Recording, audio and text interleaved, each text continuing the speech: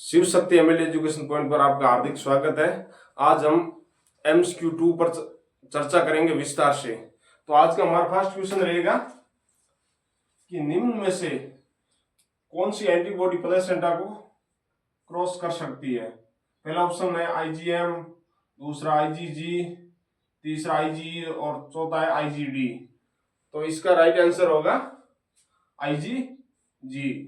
ये इसका right option रहेगा IgG। ठीक है। और IgG एंटीबॉडी है जो सबसे ज्यादा प्रेजेंट होती है। ठीक है। और ये लॉन्ग टाइम तक रहती है।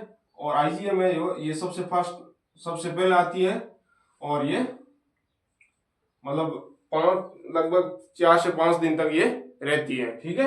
अब हम दूसरे क्वेश्चन के बारे में चर्चा करते हैं। ठीक है।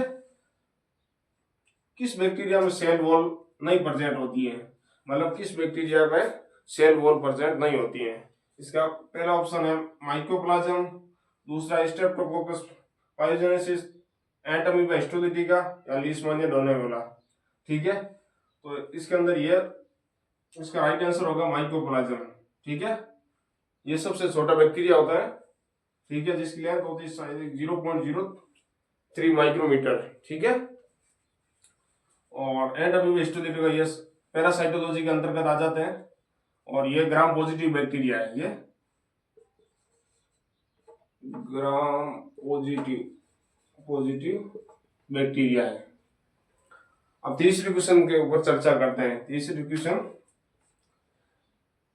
20 to 24 डिग्री टेम्परेचर पर प्लेटलेट्स की शेल्फ लाइफ कितने डे तक होती है, मतलब प्लेटलेट्स की शेल्फ लाइफ कितने डे तक होती है 20 to 24 डिग्री सेल्सियस पर।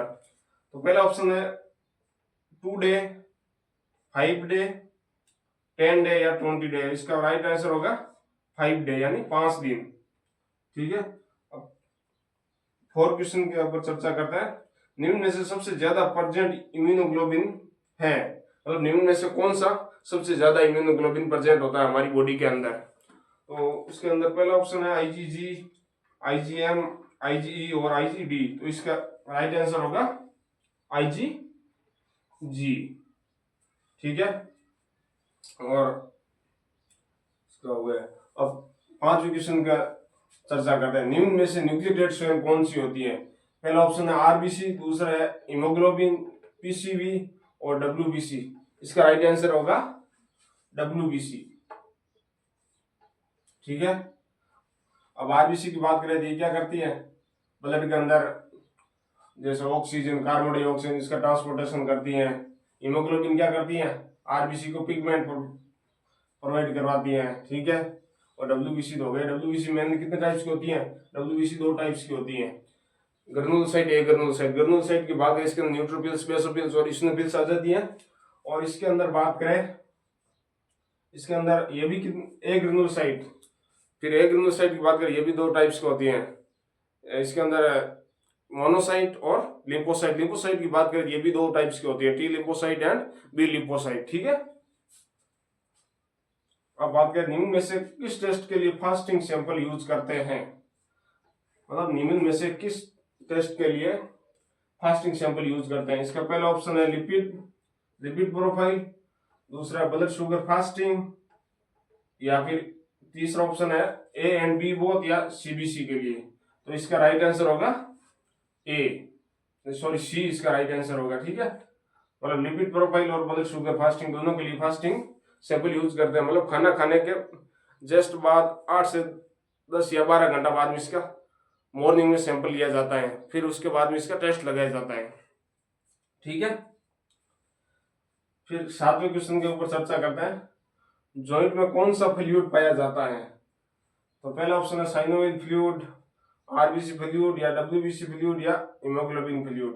तो इसका राइट आंसर क्या होगा, इसका राइट आंसर होगा साइनोविल फ्लूइड। ये साइनोविल जॉइंट के अंदर ही प्रेजेंट होता है। तो हम 8वें क्वेश्चन के ऊपर चर्चा करते हैं।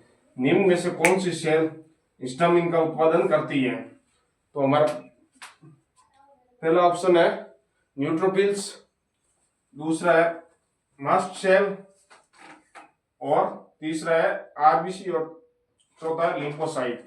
तो इसका राइट आंसर क्या रहेगा, ये बी ऑप्शन। इसको बेसोफिल भी कहते हैं। क्या कहते हैं, बेसोफिल्स। ठीक है, तो ये बेसोफिल्स क्या है, हिस्टामिन के साथ साथ हिपेरिन को भी रिलीज करने का कार्य करती हैं। तो हम दूसरे वाले ऑप्शन पर चर्चा करते हैं। न्यूट्रोफिल्स का क्या वर्क है, न्यूट्रोफिल्स का वर्क है ये बैक्टीरियल इन्फेक्शन से लड़ने का वर्क करती है। ठीक है, और लिम्फोसाइट ये भी इन्फेक्शन से लड़ने का वर्क करती है, लिम्फोसाइट भी। ठीक है, अब ये न्यूट्रोफिल्स, ये बेसोफिल्स, मास्ट सेल, ये लिम्फोसाइट सब क्या है, ये डब्ल्यूबीसी के पार्ट है। ठीक है, अब न्यूट्रोफिल्स और बेसोफिल्स की बात करें तो ये क्या डब्ल्यूबीसी के अंदर ग्रेनुलोसाइट के पार्ट है। ठीक है, और लिम्फोसाइट की बात करें तो ये क्या ए ग्रेनुलोसाइट का पार्ट है। ठीक है,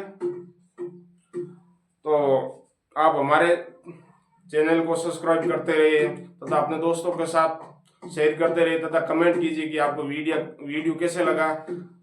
और नेक्स्ट हम कल 5 बजे और मिलते हैं नेक्स्ट क्लास के साथ।